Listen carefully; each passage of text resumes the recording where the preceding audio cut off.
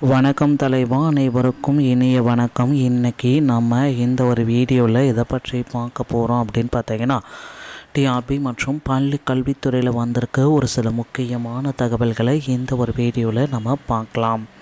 நீங்கள் நம்முடைய சேனலை முதல் முறையாக பார்க்குறீங்க அப்படின்னா மறக்காமல் ஒரு சப்ஸ்கிரைப் அண்ட் பெல்லை கிளிக் பண்ணி வச்சுக்கோங்க. டெட் தகுதி மதிப்பெண்களை 50% குறைக்க வேண்டும். ஆசிரியர் கட்டமைப்பு இந்த தகவலை கேட்டிருக்காங்க.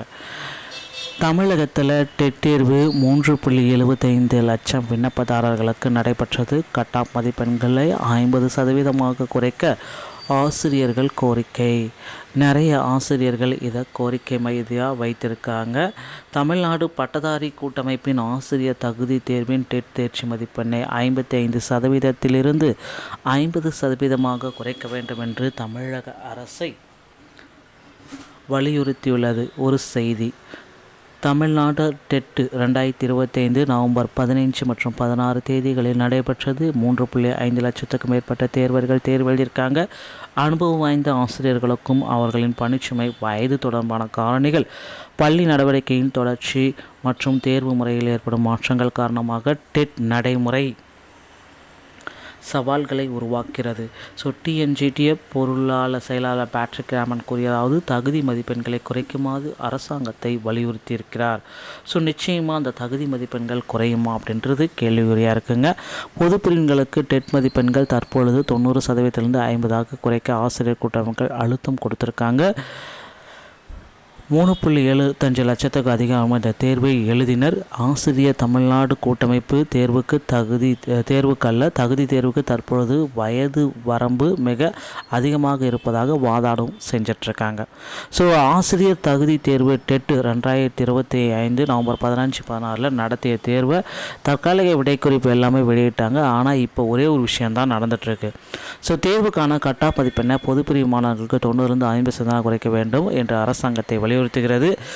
அதாவது மதிப்பீட்டு செயல்முறையில் நடந்து வரும் தகுதி தர நிரல்கள் குறித்த விவாதம் மீண்டும் எழுந்துள்ளது.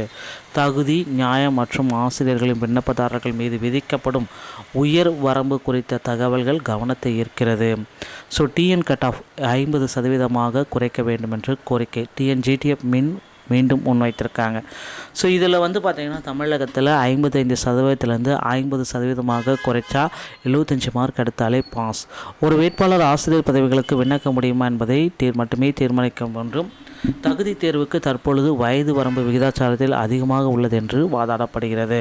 ஒரு விரிவான அறிக்கையில் பல மாநிலங்கள் டெட் தேர்வுக்கு 50% கட்டாப் மதிப்பெண்களை பின்பற்றுகின்றன என்றும், அந்த தரத்துடன் இணங்குவது லட்சக்கணக்கான விண்ணப்பதாரர்களை பணியில் உள்ள ஆசிரியர்கள் தகுதி பெற முயற்சிக்கும் அழுத்தத்தை குறைக்கும் என்றும் வலியுறுத்தியிருக்கிறதுங்க. தற்பொழுது பொது பிரிவினருக்கு 90 மதிப்பெண்கள், BC, MBC, DNC, SC, SCA, பிடபிள்யூடிக்கு 82 மதிப்பெண்கள், எஸ்சி, எஸ்டிக்கு ஒரு முறை சலுகை தான் கொடுத்துருக்காங்க 60 மதிப்பெண்கள். எஸ்டிக்கு மட்டும், ஓகேங்களா. இதை பார்த்திங்கன்னா மாற்றி அமைங்க அப்படின்ட்டு கோரிக்கைகள் வச்சுருக்காங்க. நிச்சயமாக உங்களுடைய கோரிக்கை ஏற்கப்படும் அப்படின்றத எதிர்பார்க்கலாம். கண்டிப்பாக டெட் தேர்வுடைய மதிப்பெண்களை மாற்றி அமைப்பாங்க. டெட் தேர்வு முடிவுகளும் நமக்கு விரைவில் வர இருக்குது. அதிகாரப்பூர்வ அறிவிப்பாக டெட் தேர்வு முடிவுகள் வரக்கூடிய டிசம்பர் 3 - 5 உங்களுக்கு கிடைத்துவிடும் என்பதை நம்ம அதிகாரமாக சொல்லலாங்க. டெட் தேர்வில் தேர்ச்சி பெற்ற ஆசிரியர் பெருமக்களே கவலையே வேண்டாம். அடுத்தடுத்த டெட் தேர்வு, சிறப்பு டெட் தேர்வுகள் எல்லாமே நடத்தப்பட உள்ளாங்க. அதில் நீங்கள் பங்கேற்றுக்கொள்ளலாம். டிஆர்பி மற்றும் பள்ளி கல்வித்துறை சம்பந்தமான செய்திகள் அனைத்தையும் நீங்கள் உடனுக்குடன் பெற நீங்கள் நம்முடைய சேனலோடு இணைந்திருங்கள். மீண்டும் ஒரு நல்ல தகவலுடன் உங்களை சந்திக்கிறேன். நன்றி, வணக்கம்.